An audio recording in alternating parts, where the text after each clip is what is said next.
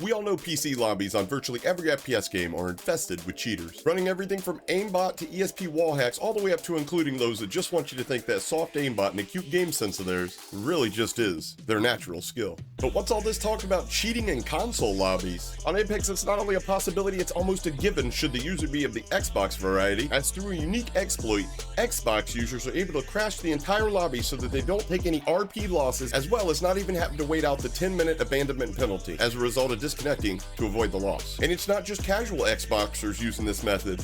A lot of the #1 console players involved in the rank scene are using this god-awful scummy tactic, and one of them is about to get brought to light on a video that begins right now.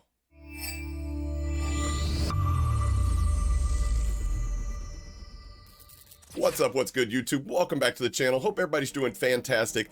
I'm Hapa, and on today, we have the #1 Seer of the ranked arena scene on Xbox, caught red-handed not once, not twice, not 3 times, but almost every single game this kid loses. He uses an exploit to DDoS the server and disconnect everybody, allowing him to negate any RP losses, which by the way is cheating and should be punished with a permanent ban. But not to get too deep on how this method for the DDoSing the servers work, albeit a rather simple method, it makes me wonder how in the world EA or Respawn, multi-billion-dollar companies haven't found a workaround or a fix for this is beyond me. But to put it simply, the users that are DDoSing these lobbies use a sniffer to find the server IP address, and then boom, the rest is illegal, so we're not even going to speak on it. But knowing how Respawn has been known to issue slaps on the wrist for abusing exploits like this, especially to console players, and I'm not holding my breath that anything significant comes in regards to their punishment. Because, you know, honestly, Respawn knows if they permanently ban a console player, they're not going to go through the trouble of buying another console,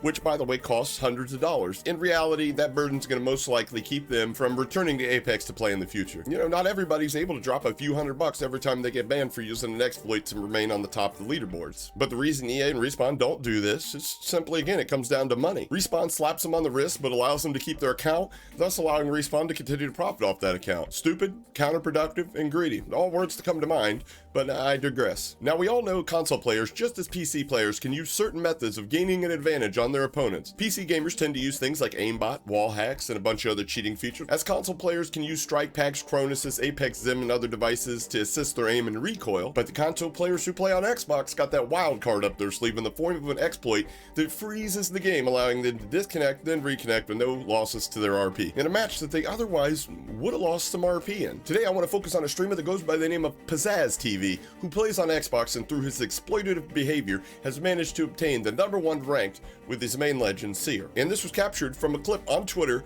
from @Isaac3, link in the description, who happened to fall prey to PizzazzTV after Isaac and his squad clutched up to win the deciding round of a ranked arenas match against PizzazzTV and his squad. Only then to have the lobby freeze instant he landed his final shots that would have secured the victory. Now, Isaac immediately took to Twitter to share his disgust having lost the RP that he and his teammates rightfully deserved for winning that match. Let's see the clip.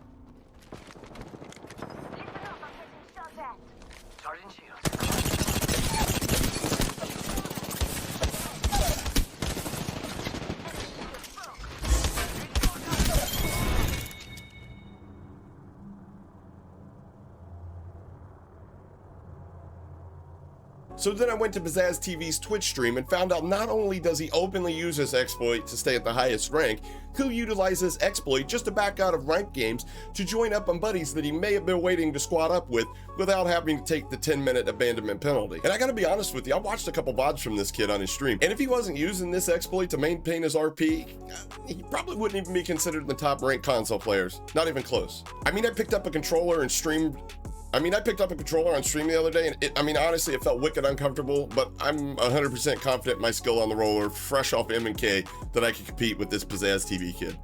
not a problem. I just don't understand how you can be so ass with aim assist. I mean, you're literally making the game two-dimensional at that point, but then you still gotta exploit when you lose? Here's some advice. Learn to take an L and analyze your mistakes and grow from that experience.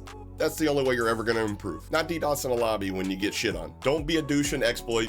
We all see what you're doing, and we all know you're not really good. So it goes with the saying, get good, kid.